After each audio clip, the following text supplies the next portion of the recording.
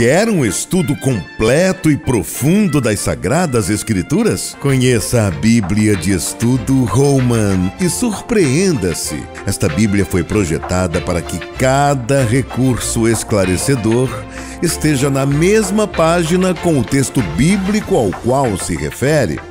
Principais recursos: com cerca de 15.000 notas de estudo, estudos de palavras, fotos, linhas do tempo, mapas, inúmeros artigos. Holman, uma Bíblia de estudo que oferece mais do que você espera e exatamente onde você espera.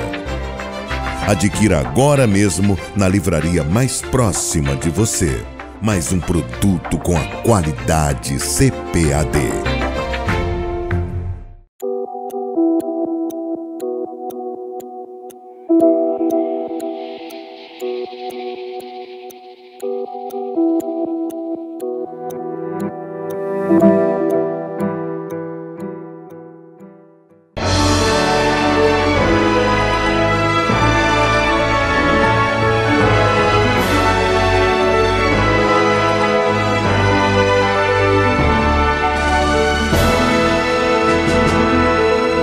Subsídios.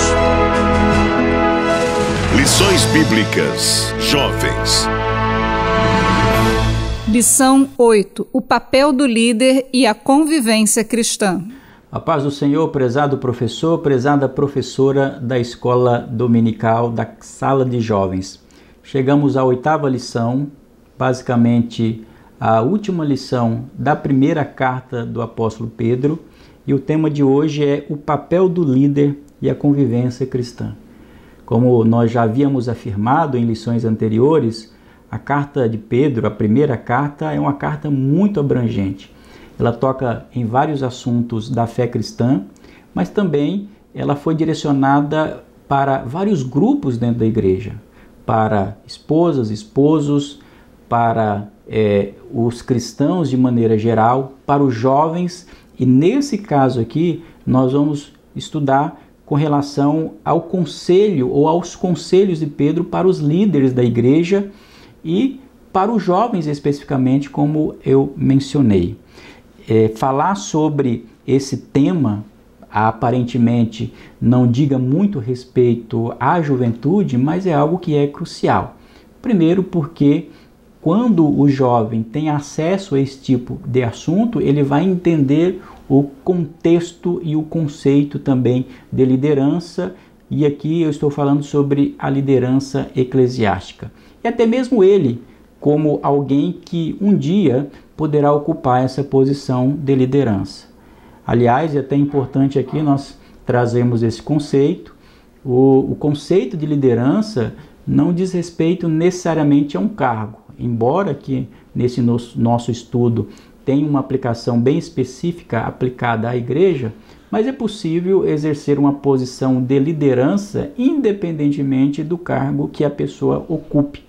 Isso porque liderança diz respeito à influência de pessoas para atingir um determinado fim. Então, nesse ponto, concluindo a sua lição, que estava direcionando a comunidade cristã, depois de falar sobre o contexto, sobre os desafios que eles estavam enfrentando, Pedro agora ele se preocupa em direcionar uma palavra para os líderes, para os presbíteros, que é a palavra que ele utiliza aqui. Por que Pedro faz isso? Ele faz isso exatamente porque, naquele contexto de uma comunidade que era constantemente atacada, era importante que ela tivesse também na liderança uma pessoa que soubesse o que estava fazendo e dentro da direção de Deus. Uma igreja, ela caminha forte quando tem lideranças fortes e que estejam seguindo a vocação de Deus dentro da vontade de Deus. Então, aqui no capítulo 5, a partir do versículo 1, Pedro escreve: aos presbíteros que estão entre vós, admoesto eu que sou também presbítero com eles, e testemunha das aflições de Cristo e participante da glória que se há de revelar. Há de se ter em consideração aqui essa expressão que Pedro utiliza, é aos presbíteros. Nós sabemos que essa expressão presbítero, naquele contexto, ela designava um título de dignidade dos indivíduos mais experientes dentro de uma comunidade. Um presbítero geralmente era uma pessoa de uma idade mais elevada, era um ancião, por isso os presbíteros também são chamados no Novo Testamento de anciãos, e que representavam a liderança da igreja local. É por isso que ali no Novo Testamento, na formação da igreja primitiva, há uma similaridade entre as palavras ancião, presbítero e até mesmo da palavra pastor. Então, quando Pedro se refere aqui aos presbíteros, ele está falando dessa posição de respeito, está falando dessa liderança que exercia uma determinada atividade dentro da igreja local. Observe aqui, olha que coisa bem interessante na palavra do apóstolo Pedro. Ele diz: aos presbíteros que estão entre vós, admoesto eu, que sou também presbítero. Essa postura de Pedro, essa postura humilde, é algo de uma beleza ímpar, porque vale lembrar que Pedro era um apóstolo e certamente um dos principais apóstolos do Senhor Jesus. Mas Pedro aqui, numa postura de humildade, longe de querer se colocar numa posição de soberania, né? De uma condição mais elevada do que aqueles que estavam recebendo essas recomendações, ele se coloca: eu também sou um presbítero. Isso é bem interessante para aplicarmos nos dias atuais, de pessoas que buscam o ministério cristão em busca de um título, de uma posição, e de que às vezes até mesmo se autodeclaram de títulos para os quais nunca foram chamados. Aqui Pedro tem uma postura completamente diferente. Ele se apresenta como um presbítero, como um líder da mesma estatura daqueles que estavam recebendo aquela carta. E nesse sentido, Pedro começa a dar aqui os seus conselhos. Ele diz no versículo 2: apacentai o rebanho de Deus que está entre vós. É interessante que Pedro está multiplicando, ele está repassando uma determinação que ele próprio recebeu da parte do Senhor Jesus, quando Jesus diz para ele: Pedro, apacenta o meu rebanho. Essa metáfora do pastor e do rebanho é muito comum ali no Novo Testamento, dando a ideia do pastor que age com cuidado, que alimenta, que cura as feridas da ovelha. É a imagem mais bela que nós vamos encontrar no Novo Testamento em relação ao líder da igreja e aquele que é o subordinado. É o pastor e a figura da ovelha. Pedro então diz: apacentai o rebanho de Deus que está entre vós. Olha só que coisa que ele vai estabelecer, tendo cuidado dele. Aí Pedro começa a trabalhar a intenção, a motivação daquele pastor, daquele presbítero para realizar aquela atividade. Ele diz assim: não por força, mas voluntariamente. O que Pedro está aqui ensinando é que os pastores devem fazer a obra de Deus com boa disposição e ânimo, e não de má vontade. Pedro está dizendo claramente isso daqui: não por força, mas voluntariamente. Isso é interessante para nós. Uma pessoa que é vocacionada, ela vai realizar aquela atividade eclesiástica, principalmente em se tratando do líder, por uma questão voluntária, porque ele sente o chamado de Deus na sua vida. É importante nesse ponto, como professor, ensinar, repassar aos seus alunos a questão do ministério cristão, da atuação como obreiro na casa de Deus. Você, como um professor da escola dominical, que inclusive exerce uma posição de liderança, é fundamental que você aconselhe, que direcione a juventude para buscar realmente a atuação ministerial. Nós vivemos tempos que muitas vezes o trabalho ministerial ele é desprezado, quando na verdade nós devemos recomendar. A Bíblia diz a importância ou sobre a importância de desejar o episcopado. Não simplesmente pelo cargo, pela posição, mas de maneira voluntária, porque a pessoa foi vocacionada para isso. E veja, Pedro ele prossegue dizendo, não por torpe ganância, mas de ânimo pronto. Pedro está tratando de uma outra motivação acerca da atuação como um líder eclesiástico. Ele contrapõe um aspecto negativo, por um lado, e aponta o aspecto positivo que deve ser perseguido. Ele diz, olha, não seja um ministro por ganância, simplesmente por desejar aquele cargo, por querer os benefícios daquele cargo, ou simplesmente para ter um prestígio por causa daquele cargo. E infelizmente, nós devemos dizer que muitas vezes nós percebemos algo dessa natureza. E Pedro está chamando a atenção, não por torpe ganância. Ministério cristão não é algo que deva ser utilizado, almejado para buscar lucro. Não é o propósito do ministério. Se a pessoa quer buscar lucro, quer benefício pessoal por conta de um cargo, ele deve buscar uma outra atividade, uma outra função. A atividade de presbítero, nesse caso de líder, de pastor, não deve ter como propósito. Ao contrário disso, deve ser de ânimo pronto, no sentido de ser de uma vontade, de um interesse que é governado basicamente pela vontade do Senhor.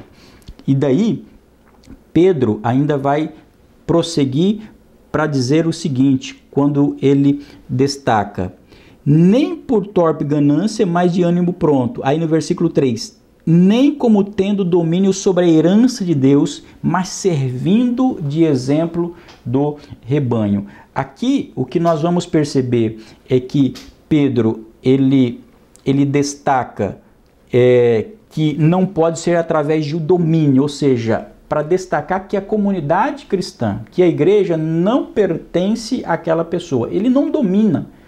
Ele é autoridade porque recebeu a autoridade da parte de Deus. A igreja não tem por dono nenhum tipo de homem.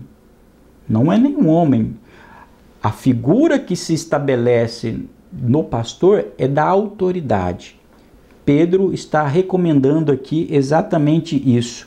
Aqui nós vamos perceber que o que Pedro está ensinando, Pedro está aconselhando a comunidade cristã daquela época e a nós hoje, é que há uma proibição ao domínio arbitrário, arrogante, egoísta ou excessivo sobre a comunidade de crentes. Pessoas que possam dizer ou imaginar que a igreja pertence a eles. A igreja pertence ao Senhor Jesus. Dar esse direcionamento, dar esse aconselhamento aos seus alunos é de aspecto crucial.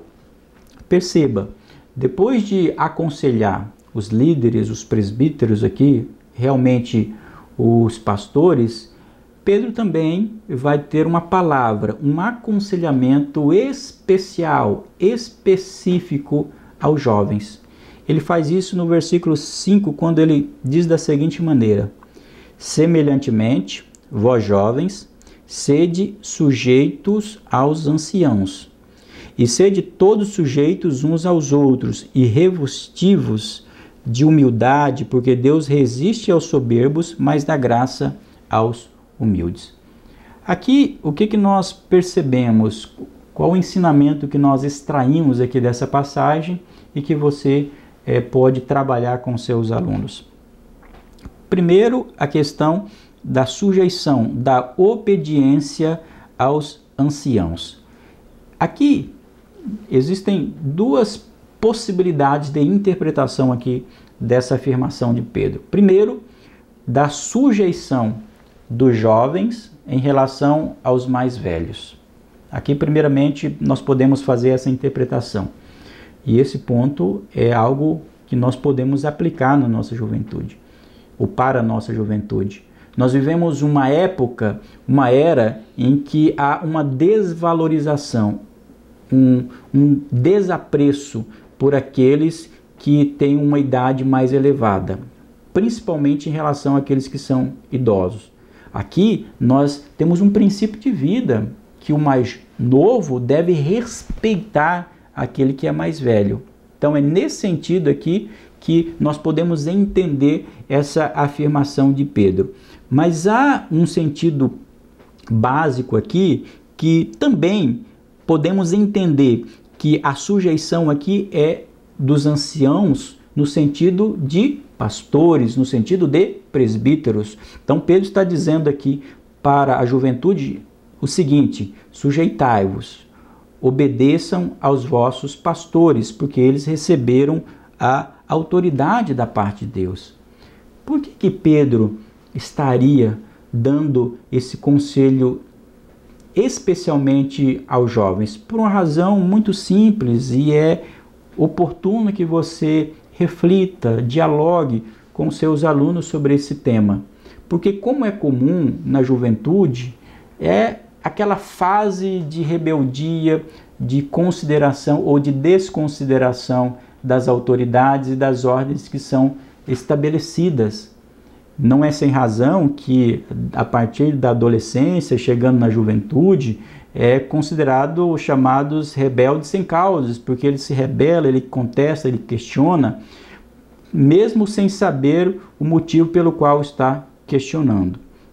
É importante aproveitar essa aula para destacar a necessidade dessa observância, desse respeito às lideranças que foram estabelecidas por Deus. Eu acho que é um momento propício para se dialogar sobre esse assunto, sobre esse aspecto, trazendo em consideração que a chamada geração do milênio, que são aqueles que nasceram a partir do ano 2000, que faz parte dessa nova geração, e é uma geração que ela é caracterizada pela contraposição às regras, elas questionam as formalidades, inclusive as instituições. É por isso que nós temos um grande movimento internacional dos chamados desigrejados, porque não reconhecem a figura da instituição e da autoridade pastoral. É o momento propício para destacar isso, tomando como referência o conselho de Pedro destinado aos jovens. E ele vai finalizar aconselhando os jovens a se sujeitarem, né? Não só os jovens, mas agora de maneira geral, não somente a se sujeitarem uns aos outros e se revestirem de humildade. Porque, diz Pedro, Deus resiste aos soberbos, mas dá graça aos humildes. É por isso que essa lição tem por título o papel da liderança e da convivência cristã.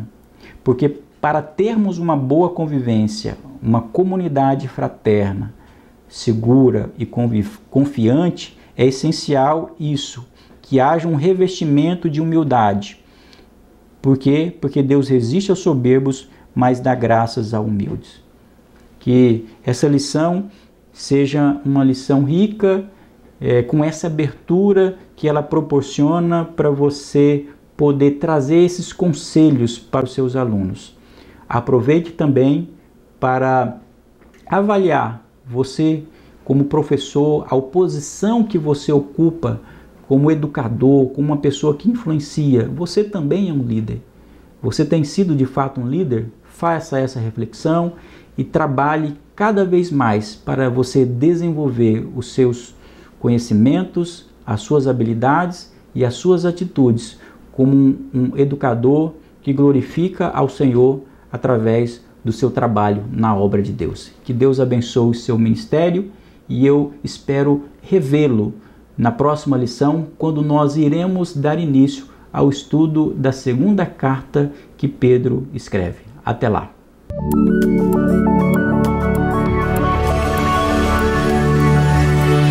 CPAD, a editora da Escola Dominical.